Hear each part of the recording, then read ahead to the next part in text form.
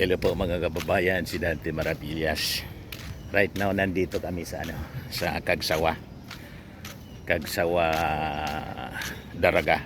The famous Kagsawa. Kasama ko si Kuya. Hello Kuya. Ayan, tinutur namin yung mga kasama namin mga vloggers. Ayan. Tinutur namin ni Kuya yung mga kasama naming vloggers from Manila. Yan, nag-cover po kasi kami ng pagdating ng ating Pangulong Bongbong Marcos kahapon. Pabalik na rin po sila. Kaya lang siyempre, bili muna kami ng mga souvenir items, mga pasalubong po. Marami ditong pasalubong. Doon, bili kami ng mga pasalubong. Yung digdi sa luwas ng mga pasalubong, hindi mga kaunaan. Oo. Digdi. So mga pasalubong. Yan. Medyo nakatago ng konti yung Mayon. Half lang yung shoulder ng Mayon volcano. Ang nakikita po.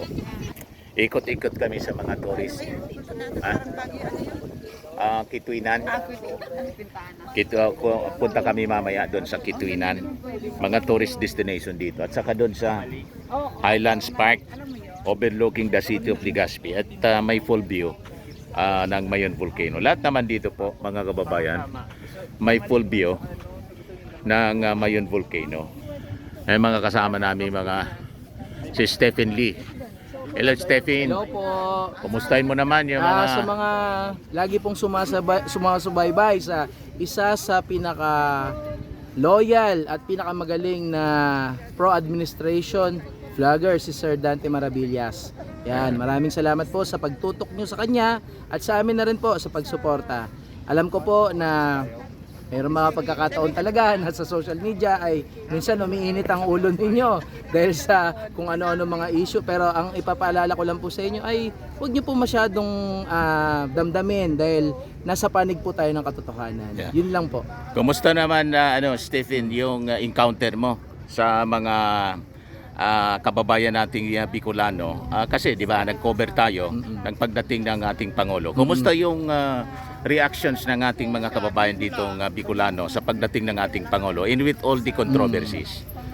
Alam niyo po, hindi ko po inaasahan na naging mainit at masigla ang pagtanggap ng mga kababayan nating Bicolano kay Pangulo. Lalong-lalo na at katatapos lang po ng kontrobersya. Yun nga po yung may binitawang paratang ang kanyang kapatid, si Senador Amy Marcos, laban sa kanya. Pero mukhang hindi ito pinaniwalaan ng mga taga Bicol. Kumbaga, inaasahan ko na nga na baka hindi maging masyadong mainit dahil siyempre alam naman po natin Bicol to.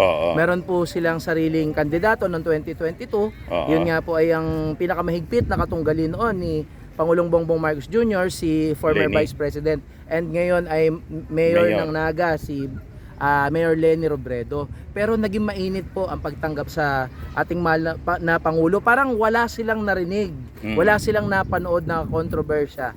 Patunay lamang po na Hindi naniwala ingay, sila sa hindi sila naniwala. Ang ingay sa politika ay tinatangkilik ng iilan, pero ang sambayan ng Pilipino, nakikita nila, nararamdaman nila ang tunay na serbisyo. At yun nga ay ang hatid ni Pangulong Bongbong Marcos Jr. Mas nasira yata si Amy. Yes, nasira siya. I think for me, personally, I think this is one of the defining moments of her career.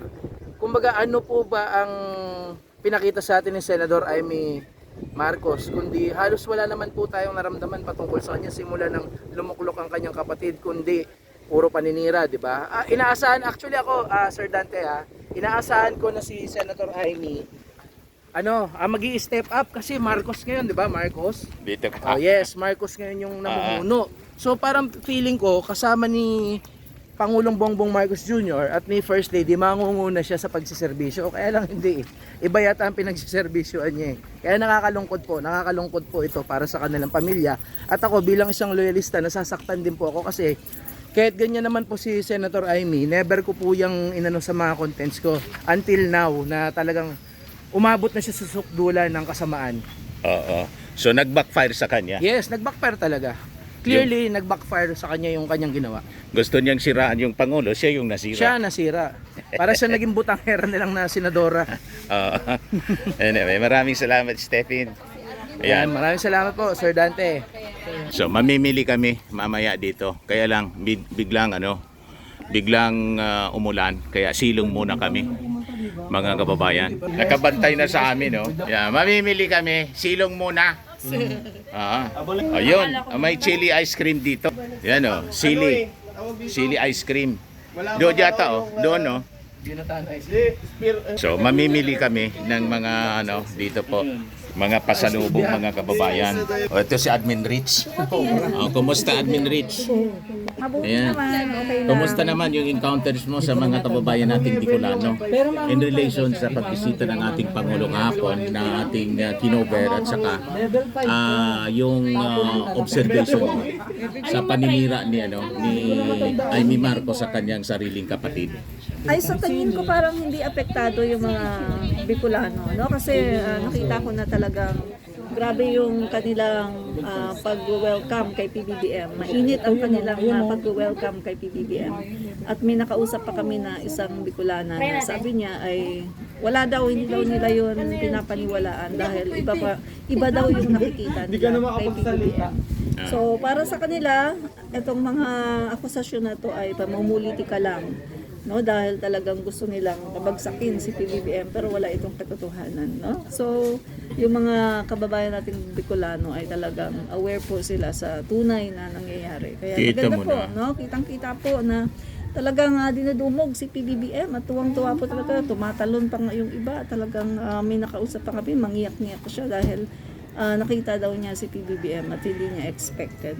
So, makikita natin, iba po yung nakikita natin sa kabilang kampo, no, na si PBBM daw ay wala na daw pumapansin, na ganito daw, pero ang katotohanan po ay Yung mga dating ang lady dito, bumaliktad na nga yata.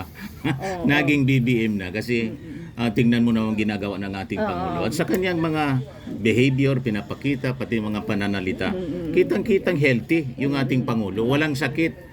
Tulad ng sinasabi ni tulad ng sinasabi ng kanyang kapatid na sabi manunumpa na ngayon pero anong nangyari isinumpa siya ng ating mga kababayan. So yun. Ayan. Maraming salamat Admin Rich. You see? So, bumili sila mga kababayan ng sili ice cream. Ito yung mga special dito na mga pagkain. Ayan, oh. Kumusta yung sili ice cream namin? Para ako nag-buldak, maanghang.